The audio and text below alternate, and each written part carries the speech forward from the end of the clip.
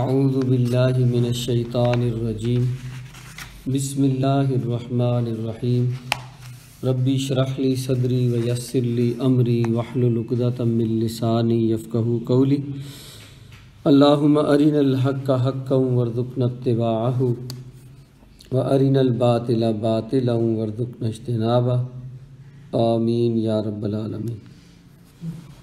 سال 2018 مارچ کی 8 تاریخ اور سورہ مائدہ کی آیت نمبر 3، اس کا ایک حصہ ہم کل پڑھ چکے ہیں۔ اللہ تعالیٰ کا ارشاد گرامی ہے، الیوم یئس الذین کفروا من دینکم، آج مایوس ہو گئے وہ لوگ جنہوں نے کفر کیا تمہارے دین سے، فلا تخشوہم واخشونی، تو تم نہ ڈرو ان سے اور مجھ سے ہی ڈرو۔ صدق اللہ العظیم۔ پچھلے ٹکڑے میں جو بات آئی وَأَن تَسْتَقْسِمُوا بِالْأَزْلَامِ، تستقسموا سے مراد ہے قسمت معلوم کرنا یا تقسیم کرنا۔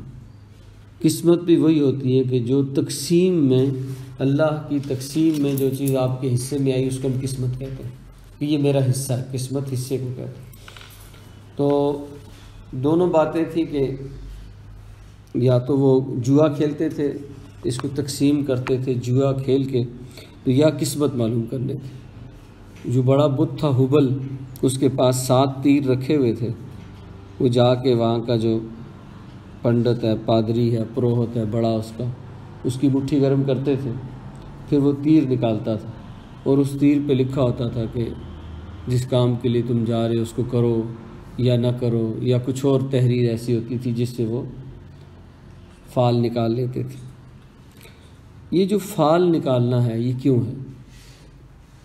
انسان کسی کام کے بارے میں سوچتا ہے، بہت سوچتا ہے، لیکن وہ اپنے آپ کو بے بس پاتا ہے، متردد پاتا ہے کہ میں یہ ڈیسیژن کروں یا نہ کروں، ڈرتا ہے مستقبل سے کہ یہ ڈیسیژن، یہ فیصلہ کرنے سے میرے اوپر یہ فیصلہ اچھا ہوگا یا برا ہوگا، مستقبل کا اندیشہ اس کو ہوتا ہے۔ تو ہمیشہ سے انسان نے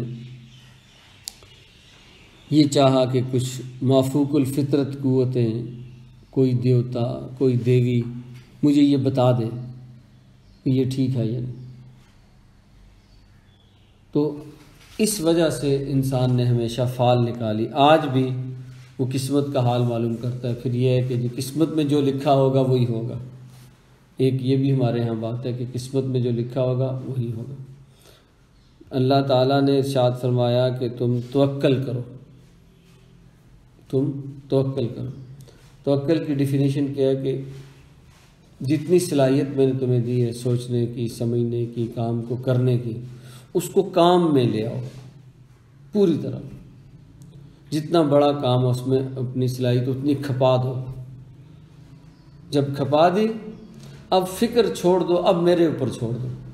جو کام تمہارا تھا تم کر لو، جو کام میرا ہے وہ میں کروں۔ لیکن انسان جو ہے یہ کہتا ہے کہ آخر تک پہنچا کے چھوڑو، کہیں سے ایسی مدد آ جائے کہ بس یہ کام ہو جائے۔ اور دوسری بات یہ ہے کہ انسانوں کی اکثریت یہ کرتی ہے کہ مجھے کچھ نہ کرنا پڑے، بس خود ہی ہو جائے۔ یہ بنیادی چیزیں ہیں کہ وہ فالیں نکالتا ہے، قسمت معلوم کرتا ہے، جا کے لوگوں کی مٹھیاں گرم کرتا ہے، اور بہت سارے طریقے۔ اب اس میں اللہ تعالیٰ نے جو چیزیں انسان کو دے رکھی ہیں اور نبی اکرم صلی اللہ علیہ وسلم نے سکھائی ہیں، جو شریعت محمدی کے اندر ہے، اگر اس کا علم نہیں ہوگا تو وہ طوطے سے فال نکلوائے گا، وہ کچھ اور طریقہ کار کرے گا، کسی صاحب کے پاس جائے گا، جی میرا ذرا حساب کتاب کر دے۔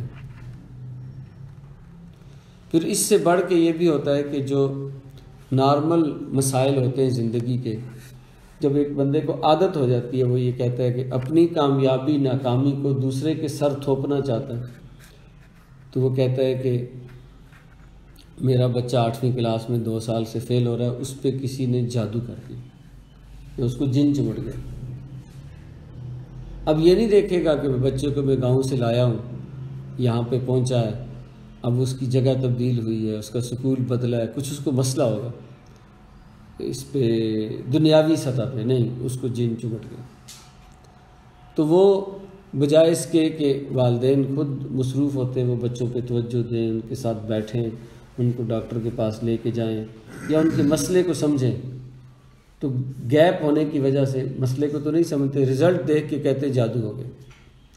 اب اس کو بھی وہ دوسرے کسی کے کھاتے میں ڈالیں گے تو پھر جا کے کسی جادوگر سے جادو نکلوائیں گے، کسی سے حساب کروائیں گے، تو ایک اور ہی سلسلہ چل پڑتا ہے۔ یہ قسمت معلوم کرنا، معلوم ہو گئی تو اس کو بدلنا، معلوم تو ہوگی کہ تمہارے ساتھ اچھا نہیں ہونے جا رہا، اب کیا، اب اس کو بدلنا بھی تو ہے۔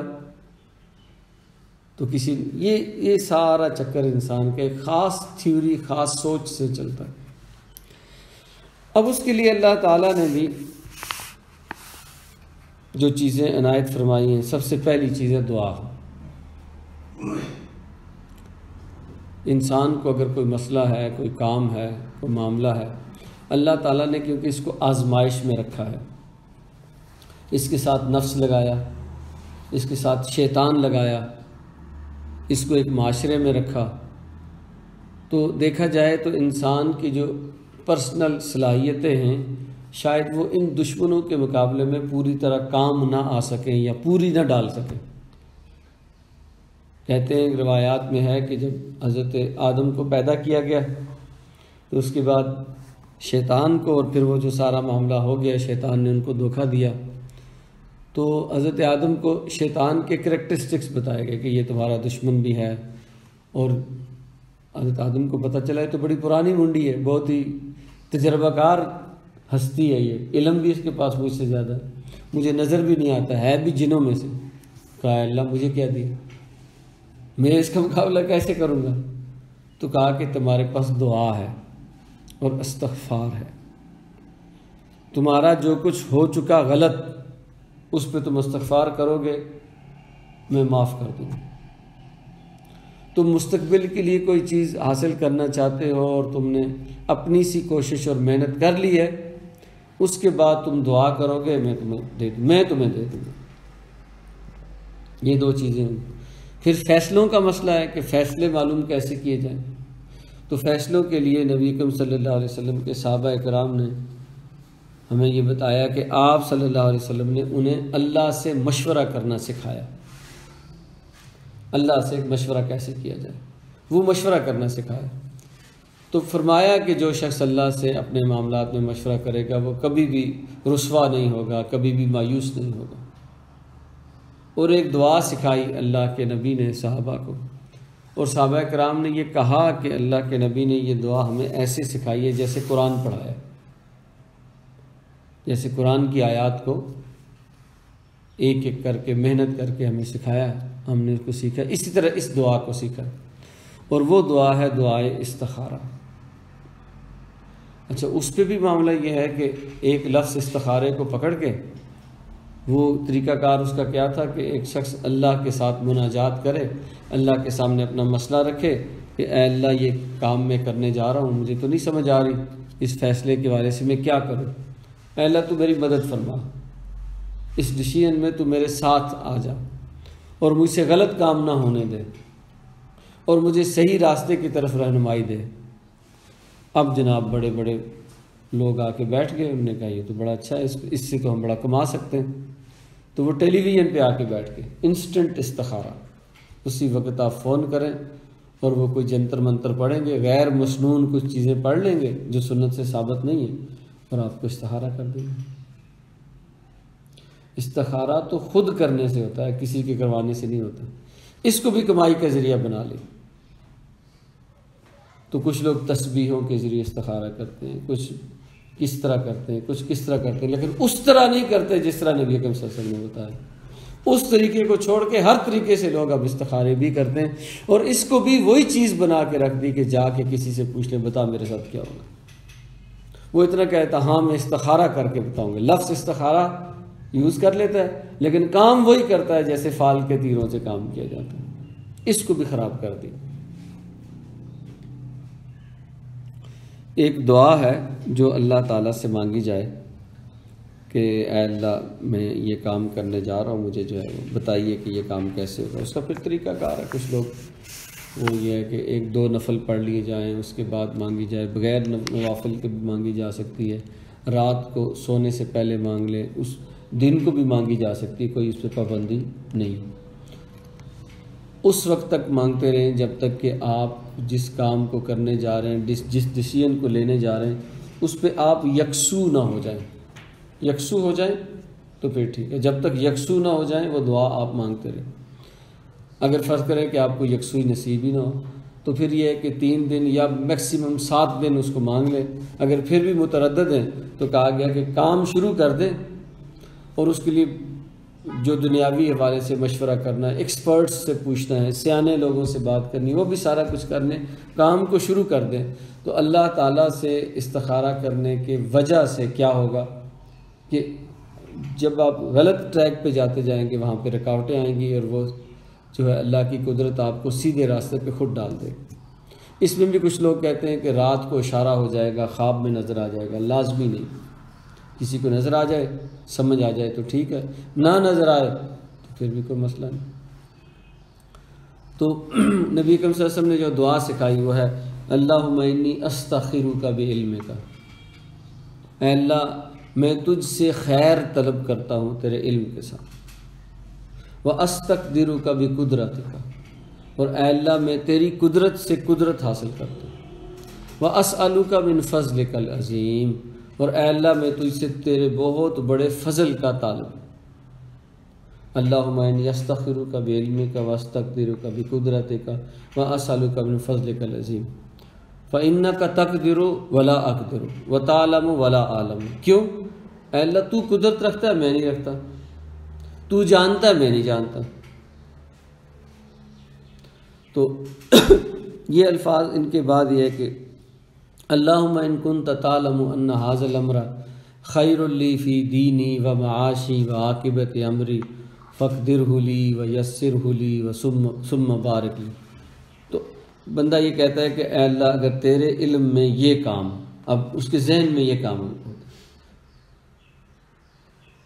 ان ھذا الامر، یہ کام اگر میرے لیے خیر ہے، اچھا ہے، دنیا میرے لیے جو ہے وہ دنیا معاش اور آخرت کے حوالے سے اچھا ہے، تو اے اللہ اس کو میرا مقدر کر دے، اس کو میرے لیے آسان کر دے، اس پر میرے دل کو مطمئن کر دے، اور جو ہے نا یہ کام ہو جائے۔ لیکن فَإِن كُنْتَ تَعْلَمُ أَنَّ هَذَا الْأَمْرَ شَرٌّ لِّي فِي دِينِي وَمَعَاشِي وَعَاقِبَةِ أَمْرِي فَاصْرِفْهُ عَنِّي وَاصْرِفْنِي عَنْهُ وَاقْدُرْ لِيَ الْخَيْرَ حَيْثُ كَانَ ثُمَّ أَرِزْنِي بِهِ۔ اے اللہ اگر تیرے علم کے مطابق یہ کام میرے لیے شر ہے، دین کے حوالے سے شر ہے، معاش کے حوالے سے شر ہے، اور اخروی حوالے سے شر ہے، تو اے اللہ اس کام کو مجھ سے دور کر دے، مجھے اس کام سے دور کر دے، اور اے اللہ خیر کو میرا مقدر کر دے جہاں کہیں سے بھی ملے، اور اے اللہ پھر اس پر میرے دل کو مطمئن بھی کر دے۔ یہ دعا ہے، آپ کو عام اس کا متن مل جائے گا، اس کو یاد کر لیں۔ صحابہ اکرام نے فرمایا کہ یہ دعا نبی اکرم صلی اللہ علیہ وسلم نے ہمیں اس طرح سے سکھائی کہ جیسے آپ صلی اللہ علیہ وسلم نے ہمیں قرآن مجید سکھایا۔ اب ہم اس کو چھوڑ کے تو فالیں نکالیں، جا کے حساب کروا لیں، تو نہ حساب والوں کو کچھ پتہ ہوتا ہے، نہ اس طوطے کو کچھ پتہ ہوتا ہے کہ آپ جو ہے نا وہ کیا کرنا۔ ایک البتہ طریقہ کار ہے جو سنت سے ثابت ہے کہ کوئی چیز تقسیم کرنی ہے، کچھ معاملہ کرنا ہے، تو اس میں قرعہ نکالنا بھی وہ اس کیس میں ہے کہ جو ہے وہ کچھ چیزیں ہیں ان میں مختلف چوائسیز ہیں، ایک کہتا ہے یہ مجھے دے دو، ایک کہتا ہے مجھے دے دو، تو اس میں قرعہ اندازی کر لینا بھی، یہ بھی جس وقت آپ صلی اللہ علیہ وسلم اپنی ازواج مطہرات میں سے کسی کو اپنے ساتھ سفر میں رکھنا چاہتے تھے تو اکثر پھر ان کے درمیان قرعہ اندازی کر لیا کرتے تھے، ایسے بھی۔ لیکن یہ جو ہے یہ استخارہ نہیں ہے، اس میں خیر اور شر والی بات نہیں ہے، چوائس کی بات۔ لیکن شادی بیاہ کے معاملے میں خصوصاً اب ایک ایسا معاملہ لائف پارٹنر چوز کرنا ہے تو کیا ہوگا، بہت مشکل ڈیسیژن، کوئی پتہ نہیں چلتا۔ اپنے بالکل قریبی رشتہ داروں میں لوگ کروا دیتے ہیں، وہ بھی شادیاں ناکام ہو جاتی ہیں، دور لوگوں میں اجنبی لوگوں میں کرواتے ہیں، شادیاں کامیاب بھی ہو جاتی ہیں، ناکام بھی ہو جاتی ہیں۔ تو کیوں نہ کوئی ایسا ذریعہ ہمارے پاس ہو کہ ہمیں پہلے سے پتہ چل جائے اور اس میں خیر ہو، تو وہ ہے اللہ تعالیٰ سے استخارہ کرنا۔ اکثر لوگوں کو کہا جاتا ہے استخارہ کریں، تو وہ کہتے ہیں کہ کوئی نہیں مسئلہ، ٹھیک ہے ہو جائے گا، یا یہ کہتے ہیں کہ آپ کر لیں میری جگہ استخارہ۔ ایسے نہیں ہوتا، خود کرنا ہوتا ہے خود، کیونکہ یہ دعا سیکھتے ہی نہیں، نماز پڑھتے نہیں، کون نفل پڑھے گا اور کون کیا کرے گا اور کون یہ دعائیں سیکھتا رہے گا، چھوڑو جی، چلے گا جیسے چلتا ہے، پھر چلتا ہے ایسے ہی۔ پھر اللہ تعالیٰ نے کہا کہ جو استخارہ کرے گا وہ رسوا نہیں ہوگا، پھر لوگ رسوا ہوتے ہیں، ذلیل ہوتے، کیونکہ جو طریقہ نبی نے بتایا کہ اللہ تعالیٰ سے جو پیدا کرنے والی ہستی ہے اس سے رابطہ کر کے تم پوچھ سکتے ہو، نہ رابطہ کیا نہ پوچھا، اس وقت جو ہے نا اس چیز کو حاصل کرنا دماغ میں چڑھا ہوتا ہے، یا اتنی بھی اس کو اہم نہیں سمجھتے، کہتے ٹھیک ہے جی کوئی نہیں، بلیو ہی نہیں ہوتا۔ تو لیکن انسان جو ہے ازل سے وَأَن تَسْتَقْسِمُوا بِالْأَزْلَامِ، کبھی فال نکالتا ہے، کبھی طوطے رکھتا ہے، کبھی بڑے پنڈت صاحب کے پاس جاتا ہے، ان کی مٹھی گرم کرتا ہے۔ لوگ جو ہے وہ اپنے مذہبی عبادت گاہوں میں جاتے ہیں، لوگ جو ہے کچھ لوگ تو ہے چلے زندوں سے جا کے پتہ کر لیتے ہیں، لیکن ہمارے یہاں یہ ہے کہ جو شخص جو ہے وہ زمین کے نیچے چلا گیا تو اس کے سینسز زیادہ تیز ہو جاتے ہیں، جہاں کہتے ہیں یہ تو بہت ہی پہنچ گیا، اور اس سے جا کے مانگنا شروع کر دیتے ہیں، پوچھنا شروع کر دیتے ہیں۔ اور اسی طرح جو باقی مذاہب کے لوگ ہیں وہ انہوں نے پتھر کے بت بنائے ہیں، کوئی کس سے کوئی کس سے، ایسے کام چلو۔ انسان کی ضرورت ہے کہ اس کو گائیڈنس ملے، لیکن اس کے لیے وہ راستے ہمیشہ دوسرے طرح کے اختیار کرتا ہے۔ اس ضرورت کو کیٹر کرنے کے لیے سنت میں بھی طریقہ بتایا گیا ہے، لیکن اس طریقے کو نہیں استعمال کرنا، غیر مسنون طریقے۔ استخارے کی کئی دعائیں اور کئی ایک چیزیں بالکل غیر مسنون ہیں، ان کا سنت سے کوئی تعلق نہیں۔ یہ جو دعا آپ کے سامنے میں نے پڑھی، یہ دعا جو ہے وہ استخارے کی، میں وہ سہیل بھائی سے کہوں گا کہ اس کا وہ لگا دیں اس کو بھی۔ تو باقی دعائیں پھر کچھ میں کل دیکھ رہا تھی، تسبیح کے ساتھ استخارہ کیا جائے۔ بھئی تسبیح چلانا، تسبیح پھیرنا، یہ تو خود نبی اکرم صلی اللہ علیہ وسلم سے ثابت ہی نہیں، یہ خود غیر مسنون عمل ہے، اس کے ذریعے استخارہ کرنا تو بالکل ہی غلط راستے پہ چل پڑنا، اور بالکل جو ہے نا وہ سنت کو چھوڑ دینا۔